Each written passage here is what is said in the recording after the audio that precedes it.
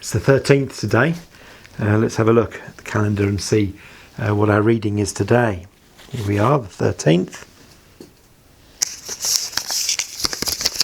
Right, so we're still in Luke's Gospel, Luke chapter 1 and 5 to 17. Wow, that's a lot of verses, so let me get on and read those. In the time of Herod, king of Judea, there was a priest named Zechariah, who belonged to the priestly division of Abijah. His wife Elizabeth was also a descendant of Aaron. Both of them were upright in the sight of God, observing all the Lord's commandments and regulations blamelessly. But they had no children, because Elizabeth was barren, and they were both well on in years.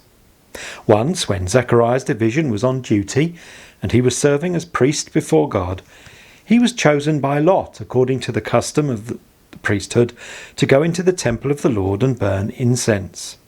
And when the time for the burning of incense came, all the assembled worshippers were praying outside. Then an angel of the Lord appeared to him, standing at the right side of the altar of incense. When Zechariah saw him, he was startled and was gripped with fear. But the angel said to him, "Do not be afraid, Zechariah. Your prayer has been heard. Your wife Elizabeth will bear you a son, and you are to give him the name John. He will be a joy and delight to you, and many will rejoice because of his birth. For he will be great in the sight of the Lord. He is never to take wine or other fermented drink, and he will be filled with the Holy Spirit even from birth.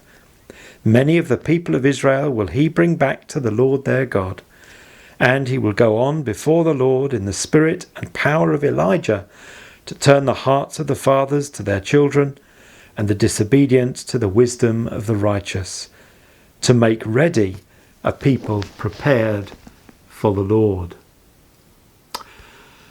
Well, I wonder whether you remember that a few days ago, in fact it was on the 9th of December, we learnt in Isaiah chapter 40 verse 3 about someone who was going to come to prepare the way for the Lord. Well, here in this promise to Zechariah that from the angel Gabriel, that he and Elizabeth would have a son, here is the fulfillment of that prophecy. And did you note those verses near the end there? Many of the people of Israel will he bring back to the Lord their God, and he will go on before the Lord in the spirit and power of Elijah, to turn the hearts of the fathers to their children, and the disobedient to the wisdom of the righteous, to make ready a people prepared for the Lord. Isn't that exciting? I expect Zechariah would have been thrilled to hear this. Perhaps we'll learn more about that tomorrow, so do make sure you come back then and we can see what happens next.